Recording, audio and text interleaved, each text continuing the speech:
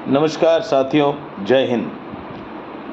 NEET का protest केवल भारत के लिए नहीं, पूरे दुनिया के लिए भी एक न्यूज़ बना हुआ है पिछले 1 महीने से। वो इसलिए क्योंकि ये बाहर से ये मूवमेंट हुआ। जैसे बांग्लादेश में यूनुस को भेजा गया ना, अब भारतवर्ष तो बहुत बड़ा है ना। यदि दिल्ली एक देश होता तब तो पलट गई होती सरकार, लेकिन भारतवर्ष को तो समझते समझते इनको कई जनरेशन लग गए। 200-400-500 साल समझ नहीं पाए, 1000 साल से समझने की कोशिश कर रहे हैं। हम हैं कि मिटते ही नहीं। क्यों? क्योंकि हमारे में अहंकार नहीं है। हमारे जो रूलर्स रहे हैं, वो कोई भी रहे, वो अकड़ से नहीं चलाते हैं। यहाँ पर संविधान चलता है, संसद चलता है, आक्रोश होता है। जेपी मूवमेंट से बड़ा मूवमेंट तो कुछ हुआ ही नहीं। उस मूवमेंट को आयरन लेडी ने क्रश किया था, सो कॉल्ड इंदिरा गांधी ने क्रश किया था। और उसके बाद से जो शिक्षा का राजनीतिकरण हुआ, हर यूनिवर्सिटी के ऊपर सरकार अपना कब्जा जमाती गई, अपने सिस्टम्स एंड पॉलिसीज़ को इस तरह से नेहरू के ज़माने से जकड़ा गया कि हमारे इतिहास को हम ही से दूर करके कम्युनिस्टों के इन्फ्लुएंस में जो इतिहास लिखा गया, झूठ झूठ और झूठ, ये इस कदर करप्ट सिस्टम में चला गया। और ये करप्शन यहाँ से नहीं, ये करप्शन मद्रास से हुआ है, ये करप्शन बिहार से हुआ है, ये करप्शन अब तो हरियाणा, नॉर्थ ईस्ट, दिल्ली, हर जगह से। व्यापम घोटाला सबको याद होगा। एमपी में किसकी सरकार थी? कितने बड़े बड़े प्रॉब्लम्स आए उसमें शिवराज पाटिल जी की भी सरकार थी। तो ये देश आज के डेट में शिक्षा माफियाओं से घिरा हुआ है। अब ये नीट का प्रोटेस्ट कुछ भी कह लीजिए, बाहर वालों ने कराया, पैसे देके कराए गए। सौरभ जी एक निहायत निम्न किस्म के गलीज इंसान। क्यों? क्योंकि उनकी नीयत गंदी रही है, आज से नहीं। भारत विरोधी ताकतों के साथ बहुत दिन से वो उठते बैठते हैं। मेरा ये मानना है, नीयत और नीति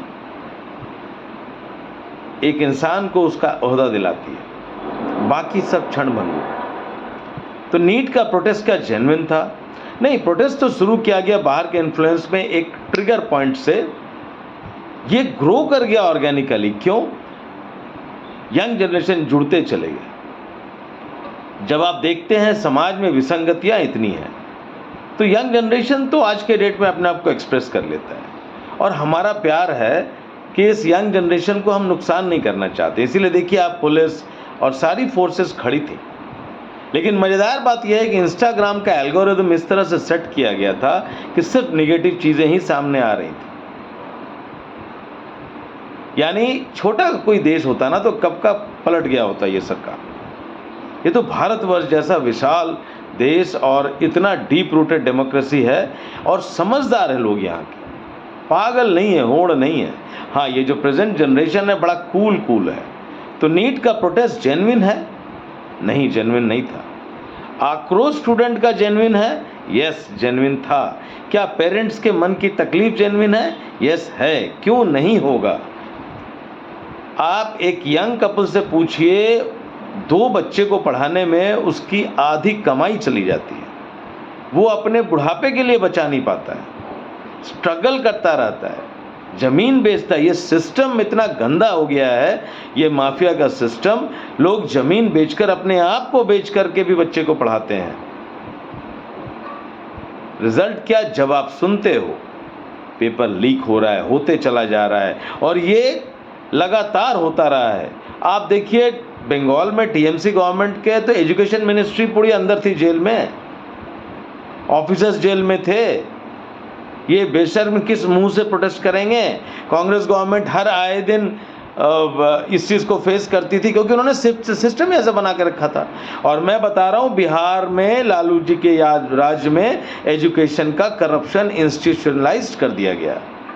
जिस तरह से कम्युनिस्टों ने बर्बाद किया, उससे ज़्यादा बिहार से बर्बाद हुआ।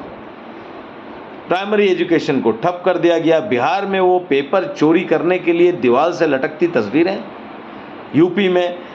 मैं एजुकेशन से हूँ और मैं कह रहा हूँ कि किसी को 10-12 करना है तो कैसे सेटिंग करना है, कहाँ करना है, तो नालंदा जिला चले जाओ, फलाना स्कूल में चले जाओ, वहाँ से बैठ लो, किसी को बैठा दो। तो ये जो एजुकेशन का करप्शन है, इतने फ्रस्ट्रेटिंग लेवल पे पहुँच गया है कि जेन्युइन विद्यार्थी, माँ बाप इतना ज़्यादा खर्च कर रहे हैं। एक तो एजुकेशन महंगा हो गया है, जब तक फ्री सिस्टम चल रहा था तब तक चल रहा था, लोगों को अच्छा हो गया, 2-4-5 सीट इधर उधर हो गई, चलता है। अब इसमें भी कोटा सीट दे दिया गया। भाई मेरिट का जहाँ सवाल है वहाँ कोटा क्यों? ये सारी चीज़ मिलकर के, और करप्ट सिस्टम जिसमें कि एक्सेप्टेबल हो गया था कि पेपर लीक होगा और उसको मान लो। हमारे समय में लोग बिहार में सेंटर नहीं भरते थे, पेपर इतनी चोरी हो जाती थी। कलकत्ता सेंटर भरते थे, दिल्ली चले जाते थे एग्ज़ाम देने। क्यों?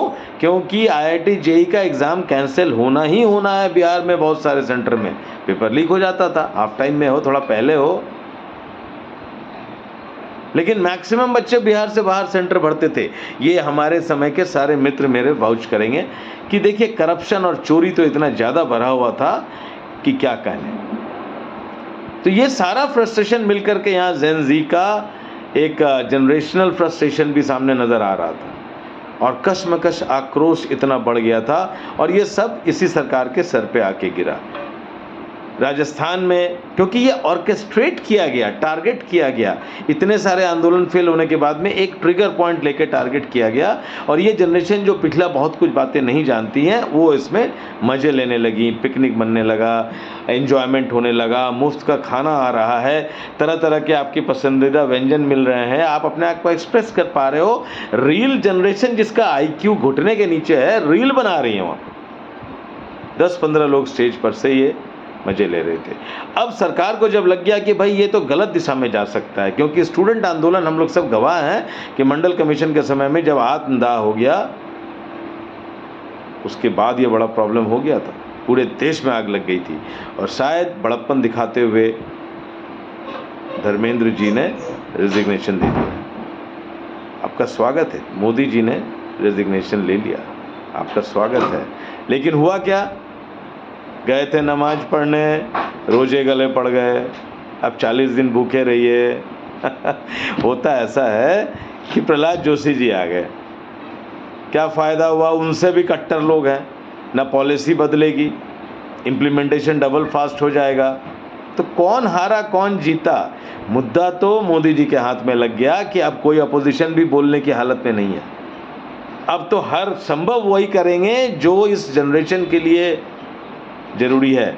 मोदी जी का क्या है, न माधो का लेना न साधो का देना, वो न खाऊंगा न खाने दूंगा।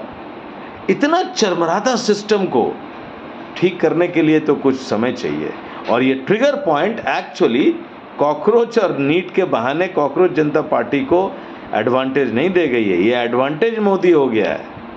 कैसे? फिर डिस्कस करता हूँ, आप समझदार हो, समझ लो। अब तो बहाना है कि भाई स्टूडेंट चाहते हैं, हम तो बदल के रख देंगे दुनिया। जय हिंद। समझदार के लिए इशारा काफ़ी है।